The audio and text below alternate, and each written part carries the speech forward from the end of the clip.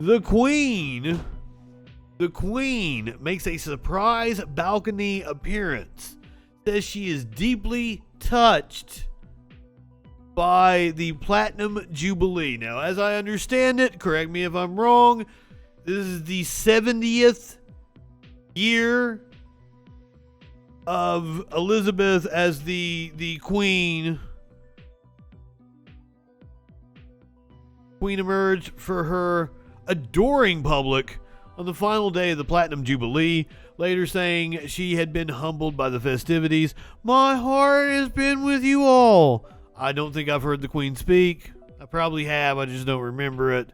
I don't think I did a good job of impersonating her. My apologies, I think that's illegal over there.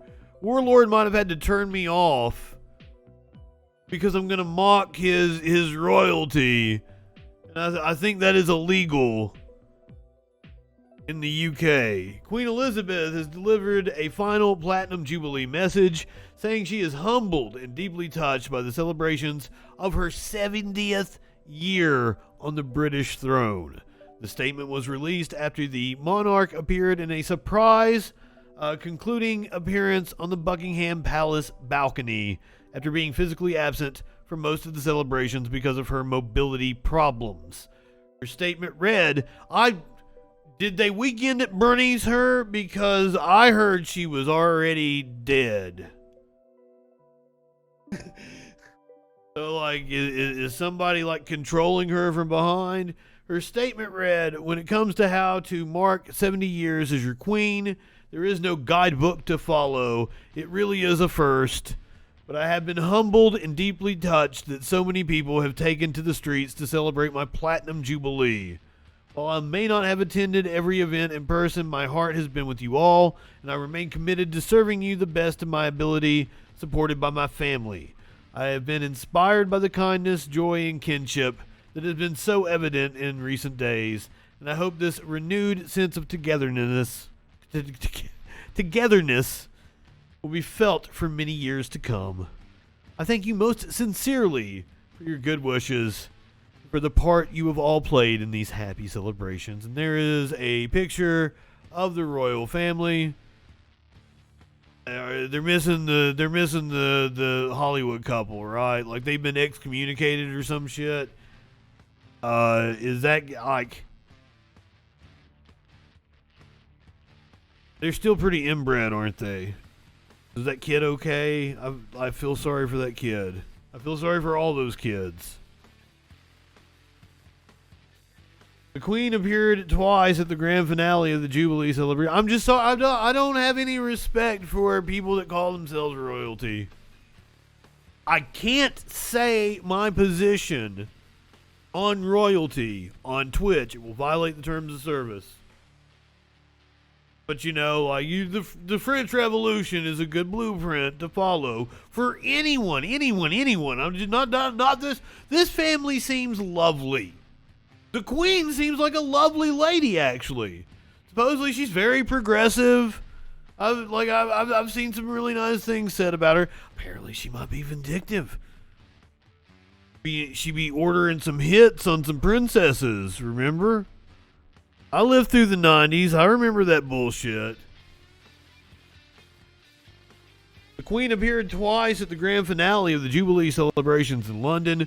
Once as a hologram. Yeah, and I saw this picture earlier. It's fucking freaky. Look at that shit. That's freaky. And look at that gaudy fucking Cinderella carriage shit. Fuck that shit. No, nobody should be adorned in that kind of fucking elaborate fucking, that's expensive. Look at this shit. Queen rode in the grand vehicle, which has not been seen on the streets of London for 20 years in real life on that day in 1953, so the effect was to recreate that exact scene. Her holographic visitation was a widely trailed moment in pronounced contrast to her final appearance on the balcony of Buckingham Palace at the end of the pageant, which was unconfirmed until almost the last minute. CNN doing the hard-hitting news on the Jubilee, asking the young people what they think about the Queen.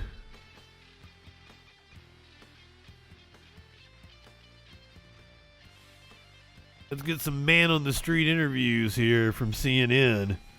Welcome, both of you. So let me start with what we saw today, the kickoff to a 4-day celebration of the Jubilee. Max, did it live up to expectations? I think it did. It was all about the crowds. We're lucky with the weather. I mean, these things can be ruined by the weather, but the weather was good, and we got the big fly past of 70 aircraft. Stunning scene. He's messaging you, Merkin? Like, fucking kick him. Like, if he's being, like, abusive like that, fuck off. Like, there's no reason for that shit. Not just for her, I don't think, but also for this, you know, new phase, hopefully, after the pandemic, after the divisiveness of Brexit. They all came out, they wanted a party, they saw she was happy, it was reassuring, and I think that a lot of people did want to pay tribute to her. They want to see someone that represents continuity and consistency. It's been a very unsettling time, and she is all of those things to the British public. Yeah, and there you see her standing next to her great-grandson, Prince Louis, and we saw them have a few cute exchanges there on the balcony during the flyover. You know, Emily, you talk about her reign and the length of time she has spent there, the record length of time she has spent on. Was I lied to? I wanted young people pissing off about it. In terms of what we just heard, it's the fucking Queen. What she promised at the age of 25 and open. And hold on. We're gonna hear from John Lydon here in a second.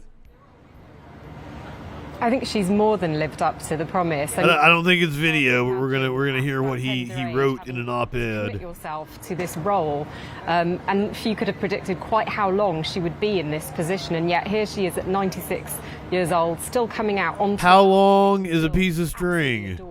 By the British public. There's that stupid ass carriage we saw earlier. Said this continuity, a stability which people really value here, and she is so ingrained in our national psyche that people are attached to her, whether or not they're. I'm sure she's a lovely lady. And Max, you mentioned but nobody should be considered monarchy. And it's interesting because royalty, one could argue, has not changed. I think Prince Bonesaw should be bonesawed. She remains as popular as ever today. Why do you think that is? Well, that's the great mastery of Elizabeth II, I think. She does represent continuity, and she does represent something that hasn't changed. But actually, she's been utterly revolutionary in how she's carried out her role. She came to her position, as Emily says, at a tender age. The empire was collapsing. Everyone assumed. Speaking of tender age, she has a pedophile son. Invented the empire. His name is Prince Pedophile. Commonwealth. So she retained her international footprint. Then we had the media revolution, which she could have pushed away, but she embraced that. She went on walkabouts. She got cameras to come in and film her on walkabouts. She had a pretty face, so she embraced the media revolution. Christmas address, and she got into the heart of people's homes in that most intimate time. She is a lovely lady. Lovely lady. And she was the first person to go on social media. She invited cats. That's why it made me think of her pedophile son. Opened things up in an extraordinary Prince way. Pedophile. Very, very differently. And, you know, imagine, you know, her father allowing the heir to the throne to marry a divorcee. You know, she was revolutionary in how she's carried out her role. Her skill is making it look as if she wasn't. Absolutely. That sounds stupid. That sounds stupid to me. Her hardest tasks have been directed at scandals within her home and within her family. And I'm just curious, Emily, from what we even saw. I know nothing about it. Did she have Princess Di killed? For the world to see on display. There were some notable people who were not on that balcony.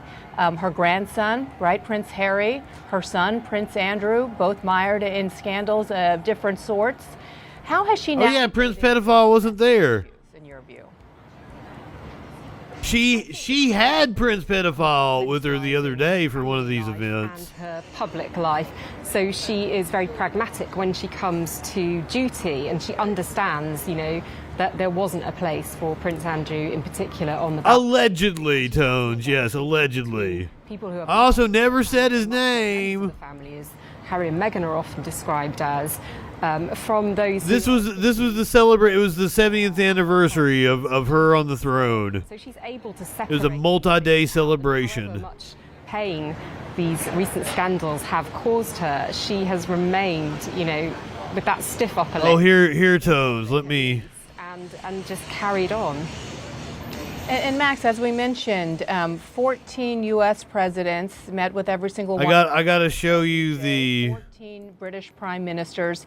She obviously didn't have any political or carriage legislative thing. power, It's but wild. What was fascinating to watch as she navigated through all of these different administrations, various parties, is she seemed well aware of what was happening politically, both at home and abroad, throughout the course of her reign.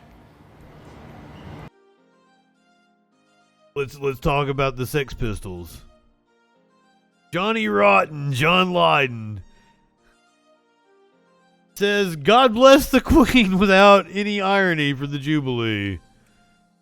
Because let me tell you, like fucking, I'm not a Sex Pistols fan, but I'm a very big Public Image Limited fan. However, Johnny Rotten is really weird now. There's a picture of him in his MAGA shirt. He apparently lives here in the U.S.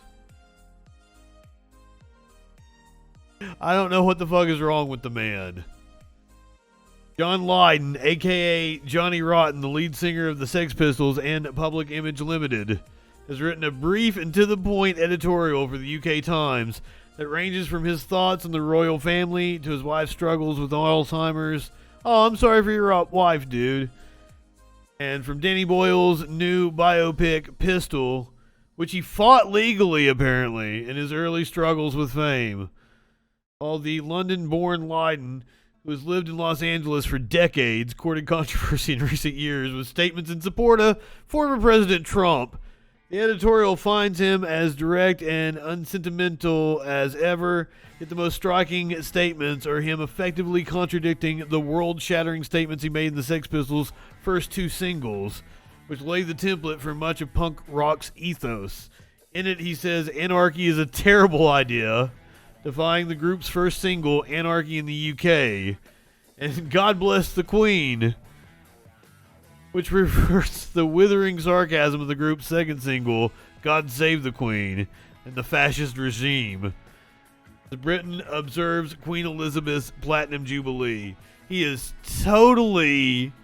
Okay, here's the weird part, is like, he'll still show up on talk shows, and if you don't get him talking about politics, the dude seems like an awesome guy.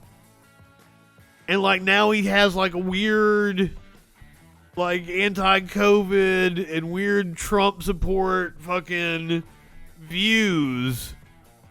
But like, he was calling out Jimmy Savile fucking years and years and years ago. Back before anybody else was. And he was always speaking like truth to power. So I don't understand what the fuck happened. He got fucking rich. He got rich. He got fucking rich. He's probably friends with Trump.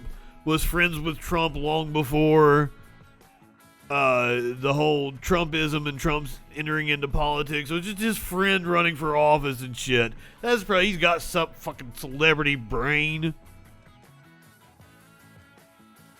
Has he been knighted? Has he gone to the fucking Buckingham Palace and been knighted and shit by the Queen? God bless the Queen. She puts up with a lot, he writes. I've got no animosity against any one of the royal family. Never did. It's the institution of it that bothers me, and the assumption that I'm to pay for that. Yeah, well, that's a big part of it. There's where I draw the line. It's like, no, you're not getting ski holidays on my tax. Or, fucking gaudy-ass carriages.